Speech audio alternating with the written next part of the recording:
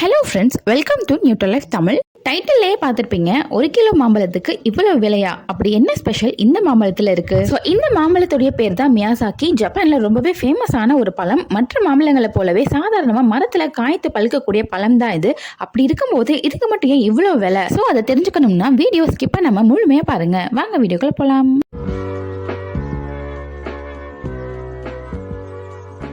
இந்த மியாசாக்கி மாம்பழம் காயாக இருக்கும்போது முக்கால்வாசி பர்பிள் நிறத்திலும் நுனிப்பகுதி மட்டும் கொஞ்சம் பச்சை நிறத்திலும் இருக்கும். அதுவே பழுக்கும் போது முழுமையா சிவப்பு நிறமா மாறிடுது. அதனாலதான் இந்த மாம்பழத்துக்கு சூரியனின் முட்டை அப்படின்னு பட்ட பேரும் வச்சிருக்காங்க. அப்படி என்னதான் இருக்கு இந்த மியாசாக்கி மாம்பழத்துலன்னு பாத்தீங்கன்னா, மற்ற பழங்களை தாண்டி ஒரு தனித்துவமான சுவையும் நிறமும் மனமும் அதிக சதை பற்று கொண்டதாகவும் இருக்கு. அது தவிர மற்ற மாம்பழங்களை போலவே தான் இதுலயுமே நார்ச்சத்து, அதிகமான வைட்டமின்கள், ஆன்டி ஆக்சிடென்ட்கள், பீட்டா கேரோட்டின், பெக்டின், கேலக்டின் போன்ற சத்துக்களும் இருக்கு. அப்படி இருக்கிற பட்சத்துல இந்த பழத்துக்கு மட்டும் இவ்வளவு விலைன்னு பாத்தீங்கன்னா, அதுக்கு காரணம் ஜப்பானியர்கள் தான். ஆக்சுவலாவே இந்த மியாசாக்கி மாம்பழத்துடைய தாயகம் ஜப்பான்னு சொல்றாங்க. ஆனா கிடையாது. அந்த மாம்பழத்துடைய உண்மையான பிறப்பிடம் அமெரிக்கால உள்ள புளோரிடா அப்படிங்கிற ஊர் தான். இது எப்படி ஜப்பானுக்கு போனுச்சுன்னு பாத்தீங்கன்னா, 1939 ஆண்டு அமெரிக்க நாட்டை சேர்ந்த FD Irwinங்கிற ஒரு இயற்கை விஞ்ஞானி ஒரு சுவையான மாம்பழத்தை உருவாக்க முயற்சித்த போது வந்த ஒரு கலப்பின மாம்பழம் தான் இந்த மியாசாக்கி மாம்பழம். இந்த பழத்துடைய பிரத்யேக நிறம், சுவை மற்றும் மனம் காரணமா அப்போ அது அமெரிக்காவில் பெரும் வரவேற்பை பெற்றுச்சு. அதனால அமெரிக்கா இந்த மாம்பழத்தை தென்கொரியா, தைவான், ஜப்பான், ஆஸ்திரேலியா ஆகிய நாடுகளுக்கு 1960களில் அறிமுகப்படுத்தியது. இப்படித்தான் இந்த மியாசாக்கி மாம்பழம் இர்வின் அப்படிங்கிற பேர்ல ஜப்பானுக்குள்ள வந்தது. பிறகு இந்த மாம்பழத்துக்கு மியாசாக்கி அப்படின்னு பேர் வர காரணம் ஜப்பானியர்களுடைய விவசாய முறை தான். கிழக்கு ஜப்பான்ல உள்ள தீவுகள்ல இருக்க ஒரு இடமான மியாசாக்கில தான் முதல்ல இந்த மாம்பழம் விளைவிக்கப்பட்டுச்சு. அதனாலதான் இந்த மாம்பழத்திற்கு மியாசாக்கி அப்படிங்கிற பேரும் வந்தது.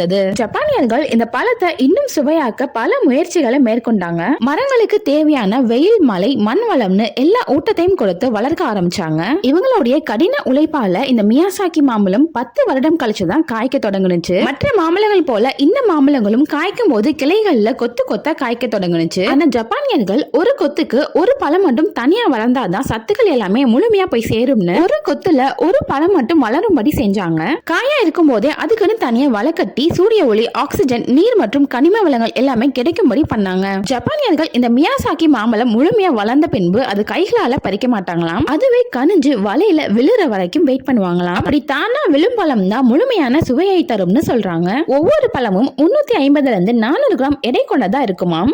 முதலா இந்த மியாசாக்கி மாம்பழம் சர்வதேச சந்தைக்கு வரும்போது 1 கிலோ 2.25 லட்சத்துக்கு விற்பனையானது. 2.25 லட்சம்ங்கிறது இந்த மாம்பழத்திற்கான விலை கிடையாது. இந்த பழத்தை இவ்வளவு சுவையோட உங்களுக்கு கொடுக்க பாடுபடுற எங்களோட உழைப்பிற்கான விலைதான் அது அப்படின்னு ஜப்பானியர்கள் சொல்றாங்க. என்னதான் இந்த மாம்பழம் அமெரிக்கால பிறந்திருந்தாலும் ஜப்பானியர்களுடைய கடின உழைப்பால தான் இந்த மாம்பழம் ஜப்பானிய மியாசாக்கி மாம்பழம்ங்கிற உலக புகழையும் பெற்றிருக்கு. அது மட்டும் இல்லாம இது ஜப்பானிய பொருளாதாரத்தையும் உயர்த்திருக்கிறதுன்னு மகிழ்ச்சியோடு சொல்லிக்கிறாங்க. தற்போது இந்தியாவிலுமே இந்த மியாசாக்கி மாம்பழம் பயங்கரமா ஃபேமஸ் ஆயிட்டு வருது. அதுக்கு காரணம் மத்திய பிரதேசம் ஜபல்பூர் மாவட்டத்தை சேர்ந்த ஒரு தம்பதியினர் தான். ஒரு ரயில் பயணத்துல சந்திச்ச ஒரு நபர் இந்த மியாசாக்கி மாம்பழத்துடைய மரக்கன்ற இந்த தம்பதியினருக்கு கொடுத்திருக்காங்க. இது ஒரு அரிய வகை மரம் அப்படிங்கறது அவங்களுக்கு தெரியாமலே அவங்க தோட்டத்துல வச்சு வளர்த்திருக்காங்க. ஆனா இந்த மாம்பழத்தோடைய மதிப்பு தெரிஞ்ச சிலர் தோட்டத்துக்குள்ள புகுந்து இந்த மியாசாக்கி மாம்பழங்களை திருடிட்டு போயிட்டதா சொல்றாங்க. அதுல இருந்து அந்த தம்பதியினர் மரத்தை பாதுகாக்க காவலுக்கு ஆட்களையும் நாய்களையும் வேலைக்கு வச்சாங்களாம். மேலும் இவங்க இந்த மியாசாக்கி பழங்களை விற்க போவதில்லைன்னு சொல்லியிருக்காங்க.